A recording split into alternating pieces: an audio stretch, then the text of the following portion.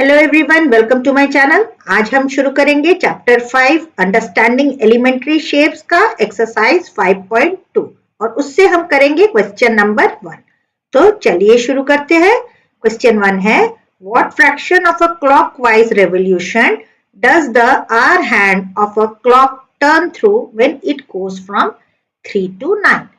तो क्वेश्चन क्या है कि व्हाट फ्रैक्शन मतलब अगर कोई क्लॉकवाइज कोई क्लॉक चल रही है, क्लॉक तो क्लॉकवाइज ही चलेंगी, तो वो क्या फ्रैक्शन बना रही है इस पूरे रेवोल्यूशन का।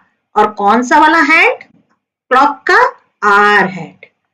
मतलब अगर आवर हैंड जो है वो 3 से 9 तक चल रही है तो इस पूरे सर्कल का उसने कितना फ्रैक्शन बनाया है।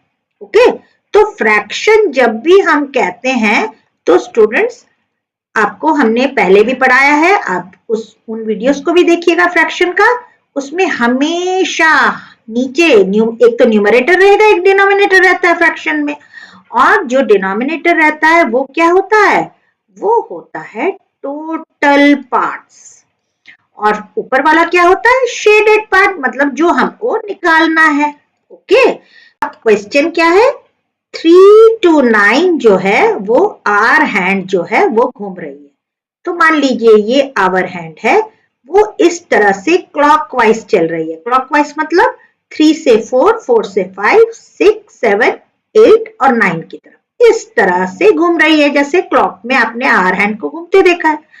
अब ये 3 से जाते जाते यहाँ पर वो 9 तक पहुंच गई।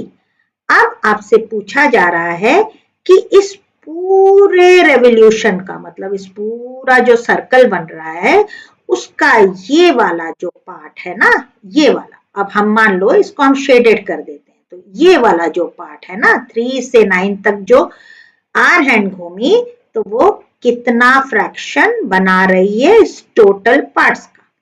अब टोटल पार्ट्स बच्चों कितना है? टोटल पार्ट्स तो यहाँ पर है 12। कैसे पता लगाया हमने? 12 से 1 गया, 1 पार्ट, 2 पार्ट, 3, 4, 5, 6, 7, 8, 9, 10, 11 एंड 12। ओके, तो टोटल पार्ट हमको मिल गया 12। लेकिन शेडेड पार्ट कैसे निकाले? शेडेड पार्ट अब यहाँ से 3 से 9 तक जो चल रही है ना घड़ी, तो उससे हम जरा पार्ट्स निकाल लेंगे। कैसे?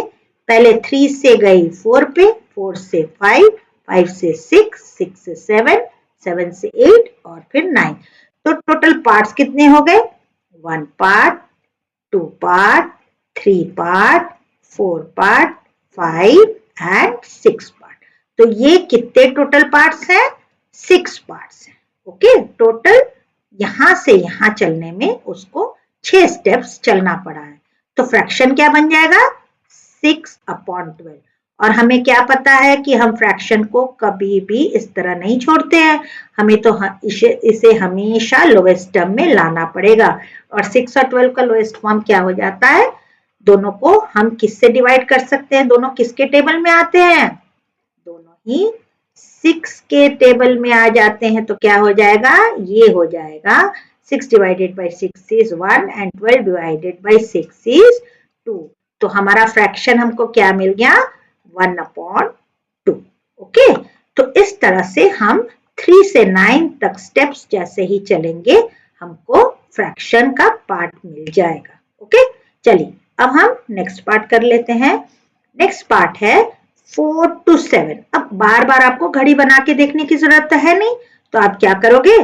सीधे आप लिख लोगे 4, 5, 6 एंड 7। तो यहां से यहां तक 1, फिर यहां से 2 और यहां से 3 पार्ट्स आपको मिल गए। तो फ्रैक्शन का कैसे हमने किया था? टोटल पार्ट्स कितना है? टोटल पार्ट तो 12 है। और यहाँ पे कितना चला? 1, 2 एंड 3, मतलब टोटल यहाँ पे स्टेप्स कितने चले? 3 पार्ट्स। तो ये हो गया 3/12। और ये दोनों ही किसके टेबल में आ रहे हैं? दोनों ही 3 के टेबल में आते हैं। तो हम क्या कर देंगे? 3/12 दोनों को ही 3 से जरा हम डिवाइड कर ले, तो क्या मिल गया फ्रैक्शन? 1/4। ओके, चलिए अब हम नेक्स्ट पार्ट कर लेते हैं 7 to 10। अगेन आप क्या कर लोगे, 7 से लिखना स्टार्ट करिए, 7, 8, 9 एंड 10। यहां से 1 पार्ट, 2 पार्ट एंड 3। तो इसका भी फ्रैक्शन क्या बन गया, फ्रैक्शन बन गया 3/12, क्योंकि टोटल तो हमारा 12 ही है ना, और 3/12 अभी हमने देखा था कितना आया, दोनों ही 3 के टेबल में आते हैं, तो आ गया क्या 1/4 फ्रैक्शन। चलिए अब जरा डी पार्ट कर लेते हैं। अब घड़ी की जो सुई है वो 12 पे है, आर हैंड, तो कोई बात नहीं 12 से शुरू कर देते हैं। 12 के बाद कहाँ जाएगी स्टूडेंट्स, 12 के बाद तो 1 पे जाएगी ना। 12 के बाद 1, फिर 2, फिर 3, फिर 4, 5, 6, 7, 8 एंड 9। तो यहां से 1, 2, 3, 4, 5, 6, 7, 8 एंड 9। टोटल स्टेप्स कितनी चलनी पड़ी हैं, टोटल स्टेप्स तो उन्हें 9 चलनी पड़ी है, out of what, out of 12। 12 में से 9 पार्ट चली हैं, तो क्या फ्रैक्शन बन गया, दोनों ही किसके टेबल में आ रहे हैं स्टूडेंट्स, दोनों ही 3 के टेबल में आते हैं। तो हम डिवाइड कर देते हैं दोनों को ही 3 से, तो क्या मिल गया, 9 divided by 3 is 3 and 12 divided by 3 is 4। ये इसका लोएस्ट फॉर्म है, इससे ज्यादा अब ये डिवाइड नहीं हो सकता, तो यही इसका फ्रैक्शन बन गया। ओके, तो चलिए अब हम नेक्स्ट पार्ट कर लेते हैं, E part, that is 1 to 10। Again 1 से लेके आप 10 तक लिखिए, 1, 2, 3, 4, 5, 6, 7, 8, 9 एंड 10। तो अब क्या हो गया, स्टेप्स बनाइए, 1 स्टेप, 2 स्टेप, 3 स्टेप, 4, 5, 6, 7, 8 एंड 9। तो फ्रैक्शन क्या बन गया, फ्रैक्शन बन गया आपका टोटल पार्ट 12, उसमें से 9, अभी 9/12 किया था, दोनों ही 3 से डिविजिबल है, तो क्या आ जाएगा 3/4। This is your fraction. चलिए और अब हमारा लास्ट पार्ट कर लेते हैं, 6 to 3। तो क्या करना है, 6, 7, 8, 9, 10, 11, 12, 1, 2 एंड 3। स्टूडेंट्स 12 के बाद आप सीधे 1 लिखेंगे, जैसे घड़ी में होता है वैसे लिखना है। ओके, तो 6 से 7, 1, 2, 3, 4, 5, 6, 7, 8 एंड 9। तो फ्रैक्शन हमारा क्या बन गया, फ्रैक्शन बन गया हमारा 9/12। ये तो स्टूडेंट्स आप लोग को समझ में आ गया होगा अब तक।